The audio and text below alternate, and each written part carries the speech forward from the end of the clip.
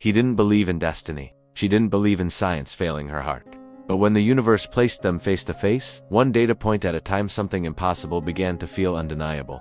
This isn't just a story about love. It's a story about what happens when logic meets longing, and when two people built on opposites realize they might be each other's missing variable.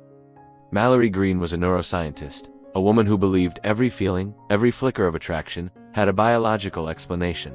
To her, love wasn't magic, it was molecules, dopamine, oxytocin, and the firing of neurons that could be mapped, measured, predicted.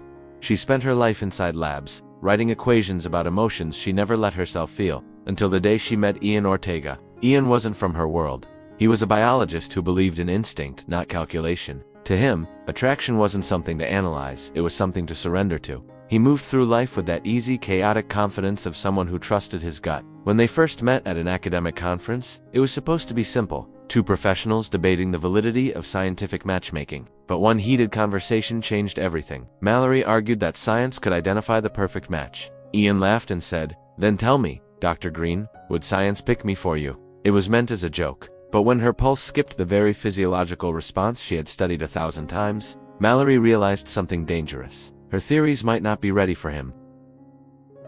A month later, they found themselves working on the same research project mate, molecular analysis for targeted engagement, a groundbreaking study designed to pair people based on genetic compatibility. Mallory wanted to prove it worked. Ian wanted to prove it couldn't. Together, they became rivals inside the same lab, each one trying to outsmart the other. But science has a strange way of turning rivalry into connection. Late nights analyzing DNA sequences turned into shared coffees. Disagreements over data turned into laughter over music and memories. And somewhere between lab reports and heartbeats, Mallory began to see what Ian meant, that maybe not everything can be measured. Still, she fought it. She told herself it was chemistry, not destiny. But when their own data came back as a 99.9% genetic match, her carefully built world cracked open.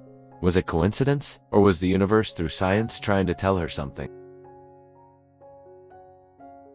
The discovery sent shockwaves through her mind. Mallory had designed Mate to be objective, unbiased, purely scientific. Yet here she was, falling for the very person the algorithm had chosen. Her reputation was on the line. If she followed her heart, her work could be dismissed as emotional bias. If she ignored it, she'd live a life that made sense but felt hollow. Ian, however, didn't care about logic.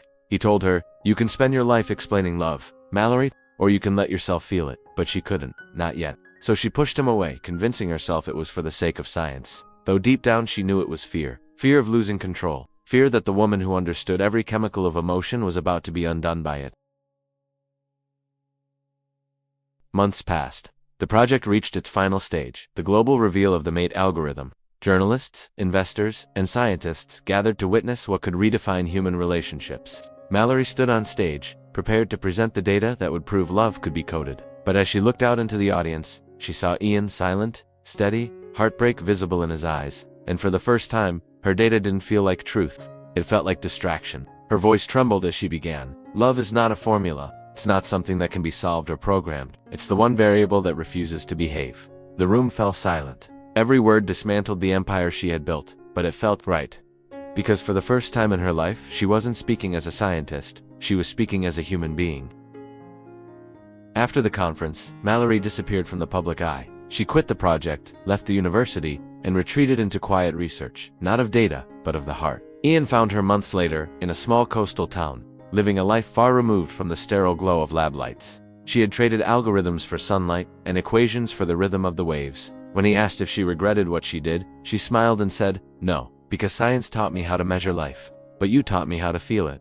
He reached for her hand, and in that simple act, the years of calculation faded away. Love, they realized, wasn't a result. It was a hypothesis you never stop testing. Mate isn't just a love story. It's a mirror for anyone who has ever tried to rationalize emotion, who has tried to protect their heart with logic. Ali Hazelwood reminds us that you can study love, define it, even simulate it. But to truly know it, you have to let it rewrite you. Because sometimes the greatest discovery isn't found under a microscope. It's found when someone walks into your life and makes you feel alive in ways you can't explain.